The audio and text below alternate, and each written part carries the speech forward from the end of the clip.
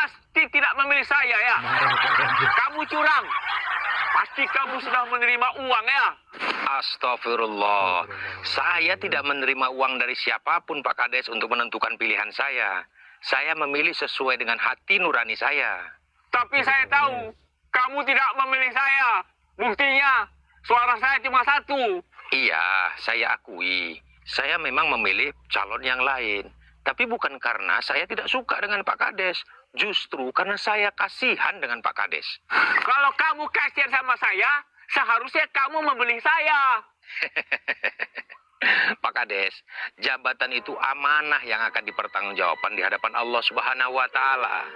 Selama kepemimpinan Pak Kades, saya melihat banyak sekali amanah yang Pak Kades lewengkan. Nah, kalau saya memilih kembali Pak Kades, berarti saya membiarkan Pak Kades terlarut dalam kezoliman. Tapi yang baru belum tentu lebih baik daripada saya. Kalau hal itu, saya berserah kepada Allah Subhanahu wa Ta'ala. Sebatas ini, saya melihat kebaikan ada pada beliau. Maka saya amanahkan amanah ini kepada beliau. Kalau seandainya di tengah jalan nanti beliau berkhianat, maka itu juga merupakan tanggung jawab beliau kepada Allah Subhanahu wa Ta'ala. Tugas saya hanya mengingatkan sebatas kemampuan saya. Ingat Pak Kades, dan juga kalian para tim sukses. Pemilihan pemimpin itu sejatinya adalah pestanya rakyat untuk memilih dan menentukan di antara salah satu warga mana yang terbaik untuk memimpin rakyatnya. Sudah seharusnya lah kita lakukan dengan cara sukaria dan sukacita. Jangan lagi ada persaingan yang berlebihan. Di pesta ini sudah seharusnya masyarakat diberi kebebasan untuk menentukan pilihan sesuai dengan hati nuraninya, tanpa paksaan, apalagi dengan iming-iming materi. Nah, alhamdulillahnya di kampung kita ini pesta demokrasi bisa berjalan dengan baik. Tapi di sebagian kampung di luar sana, pesta demokrasi justru menjadi ajang permusuhan, di mana hati nurani sudah tidak lagi dihargai. Ya, keponakan tidak lagi menghormati pamannya.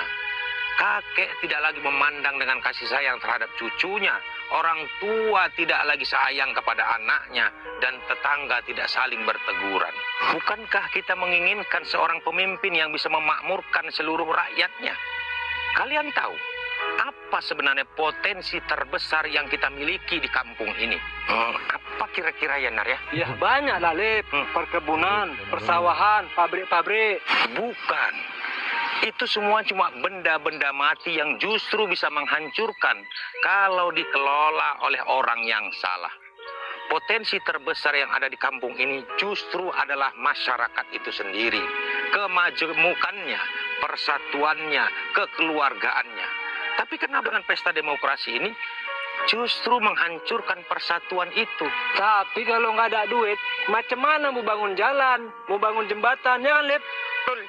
Kalian ingat, bangsa ini bisa merdeka bukan karena senjata yang kuat, tapi karena kita bersatu. Dulu, kakek nenek kita bisa hidup damai di dalam kampung. Mereka bisa menyelesaikan semuanya secara bersama-sama. Mereka garap persawahan dan ladang secara bergotong royong. Tidak ada masalah yang tidak bisa mereka selesaikan.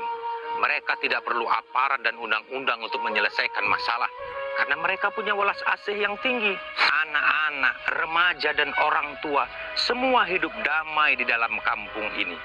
Lalu, kenapa cuma karena sebuah jabatan kita rela menghancurkannya? Lalu, dengan apa kita akan memulai membangun desa ini? Sebesar apapun dana yang kita miliki, tidak akan bisa merubah sesuatu menjadi lebih baik jika tidak didukung dengan persatuan dan kekompakan masyarakatnya. Terakhir, saya titip pesan kepada Pak Kades.